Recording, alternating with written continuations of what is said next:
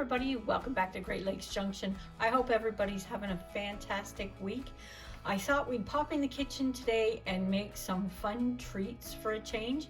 Everybody here has food fatigue and we need to break up the monotony.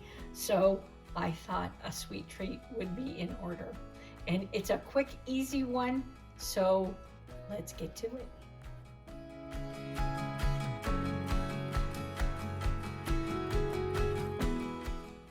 Okay, all I have is puff pastry.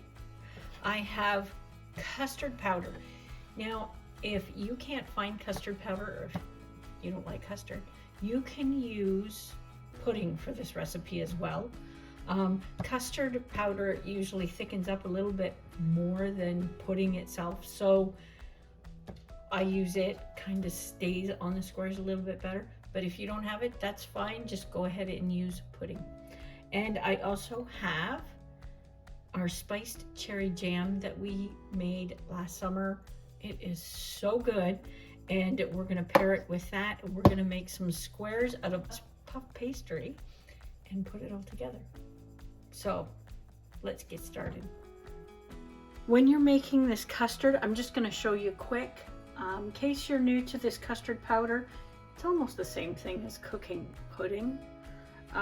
You have 2 tablespoons of sugar, 2 tablespoons of custard powder, and we're just going to add a little bit of milk, maybe 2 or 3 tablespoons of milk, just to get it thickened up. Okay, so we just wanted to get the lumps out of that. We don't want any lumpy custard. And then we're going to add the rest of our milk. We're just going to turn that on medium. I have a new tripod, so you can see down on top of things instead of on an angle. So let me know in the comments below if it's working okay and if it looks okay to you guys.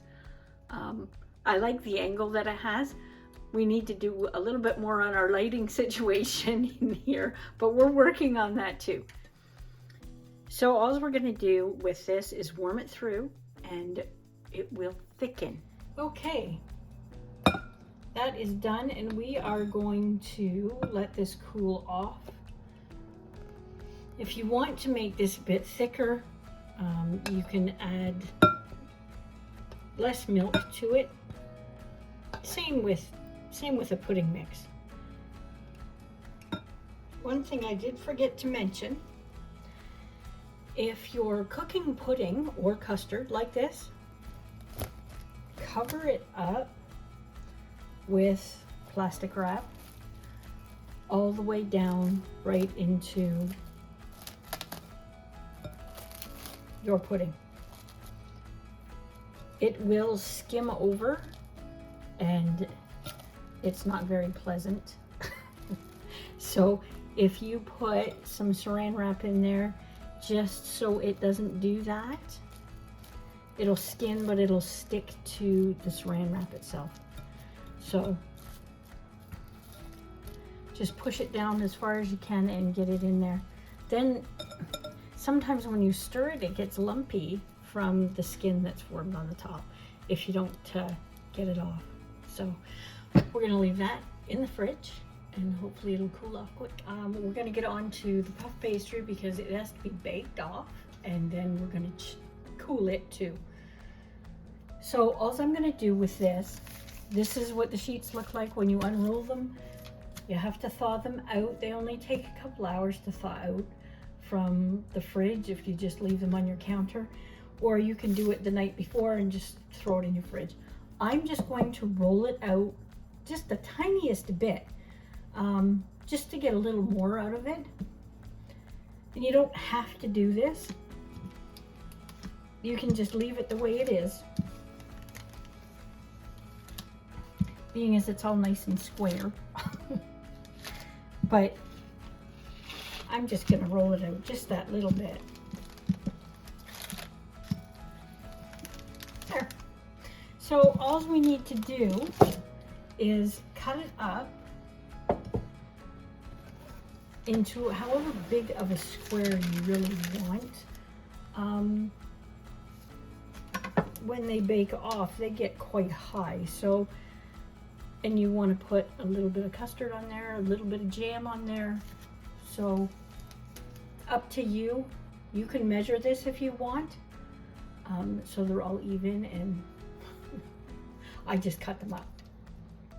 You can also use shapes to cut these as well. And if you have any scraps left over, you can put cinnamon on them and have cinnamon sticks or cinnamon bits and pieces. They're really good too.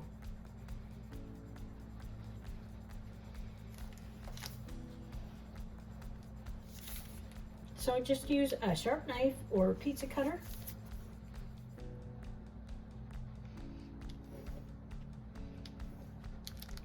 They're not all even, but that's okay. I'm not fussy. And then we're just going to put them on our pan.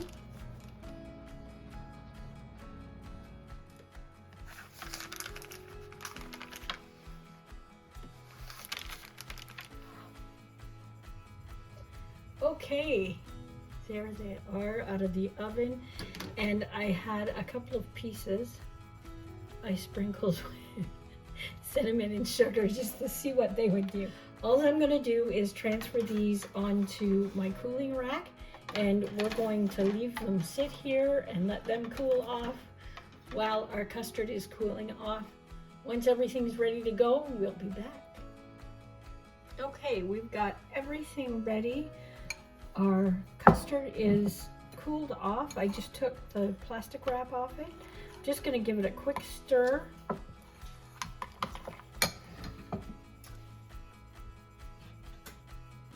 We have our jam, and it's room temperature, so it spreads a little bit easier. Our puff pastry is done. It's cooled and it needs to be cut. So what I do is I just take these. They're so crispy. Cut it, and then I flip it over and cut the other end so it doesn't break apart. And then you have, let me shake the crumbs off, you have like a pillow. Okay, so now all we're going to do is fill them. I have put the custard in a Ziploc bag. It's just a sandwich bag. Cut the tip off, so I have a makeshift piping bag. Just a little bit easier to get it on there and a little bit quicker. So you can spoon it on if you want. Just gonna pipe some on all of these. Now, if you're having people over and you're making these for company, and you have quite a few people coming over, you could just leave these open like this and do both sides. I'm going to make these look like pillows because there's not that many of us going to be eating these. So, and remember, you can change the filling up in these. You can do a savory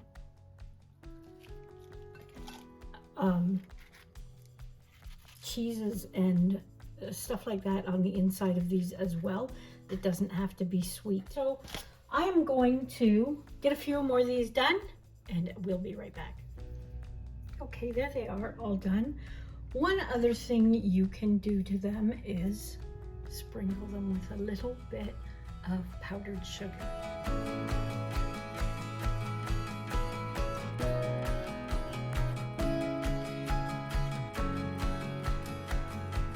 They're done. They are such a sweet little treat when we have the winter blues. So hopefully you like that recipe.